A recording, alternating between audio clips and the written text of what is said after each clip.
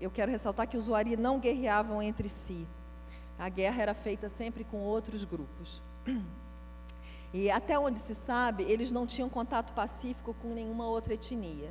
Mas é possível que não tenha sido sempre assim, considerando que a invasão da América provocou o desaparecimento de inúmeros povos nativos, condenando muitos dos sobreviventes a um estado inusitado de isolamento.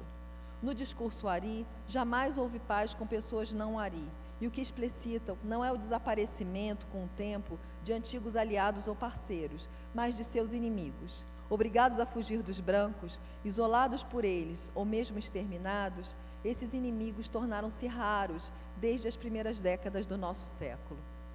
Dentro dessa perspectiva, a chegada dos brancos foi providencial e bem-vinda. Os homens estavam ansiosos por se tornarem matadores e não fizeram, pelo menos no que diz respeito aos procedimentos de guerra, qualquer diferença entre inimigos índios e brancos, igualmente chamados Wiyam, inimigo. A diferença consistia no fato dos brancos possuírem objetos que eles logo aprenderam a cobiçar e a roubar, e nas intenções pacíficas que eles pareciam demonstrar em relação aos Wari nos primeiros contatos. Vamos ver agora como se fazia a guerra. O preparo da expedição. Os Wari dizem que um homem decidia matar inimigos para vingar a morte de algum parente, ou simplesmente para se tornar matador, ficar bonito, gordo e com os cabelos compridos. E também para embelezar sua esposa, fazendo-a engordar com seu sêmen impregnado do espírito sangue do inimigo.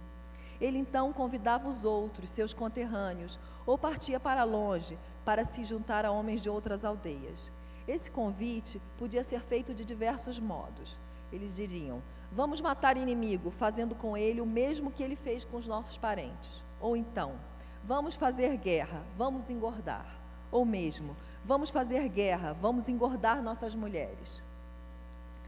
Aqueles que iam participar de uma expedição preparavam novos arcos e flechas. Algumas vezes realizava-se uma ou mais caçadas coletivas antes da partida. De volta à aldeia, as presas abatidas eram entregues às mulheres com a seguinte recomendação: queimem o inimigo. As presas eram então assadas ou cozidas pelas mulheres e comidas por todos. Acontecia também de alegres cantarem e dançarem músicas masculinas antes de partir. O futuro matador já era chamado Napiri, que é o modo como serão chamados todos os guerreiros ao voltarem para casa, após terem matado ao menos um inimigo. O guerreiro designado como líder da expedição era o portador do fogo ritual, um feixe de pecíolos de palmeira, amarrado com cipó e enfeitado com urucum e óleo de babaçu. O cipó que amarrava o feixe fazia uma alça, pela qual o feixe era pendurado no ombro do dono do fogo, como se fosse uma bolsa tiracolo. A partir de então, até que chegasse de volta em casa, esse homem não era mais chamado pelo seu nome, mas chamado de fogo, e passava a se submeter a uma série de restrições. Devia tratar o feixe ritual com extremo cuidado, como um filho, e segundo um homem, ele o chamava mesmo de meu filho.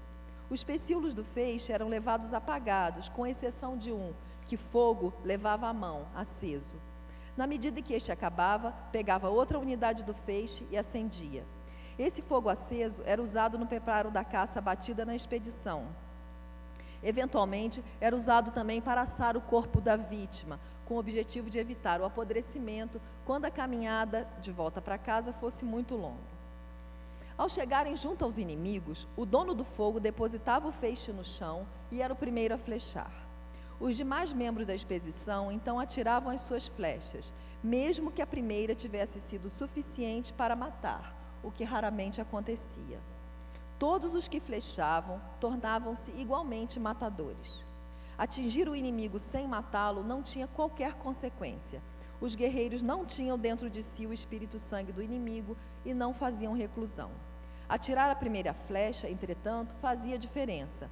Algumas pessoas dizem que o morto era chamado de presa desse homem, apesar de todos poderem levar pedaços do inimigo para casa, quando era o caso. A estratégia de ataque era a emboscada. Os guerreiros esperavam, nos arredores da aldeia inimiga, a passagem de algumas pessoas, que seriam suas vítimas. Os Wari evitavam atacar grandes grupos e jamais os ouvi contar sobre um ataque direto às casas dos inimigos, por exemplo. Não tinham interesse em um confronto ou em uma guerra em que ambas as partes fossem ativas simultaneamente, como as nossas guerras. O que lhes interessava era matar inimigos, e um já era suficiente, considerando que todos o flechavam. Se possível, matavam mais de um e levavam os corpos, cabeça, braços e pernas, para serem comidos pelos Wari que ficaram nas aldeias. Mas a intenção de revide dos inimigos era motivo suficiente para a fuga precoce, que não era de modo algum encarada como um fracasso da expedição. As expedições tinham como objetivo matar inimigos e não capturá-los.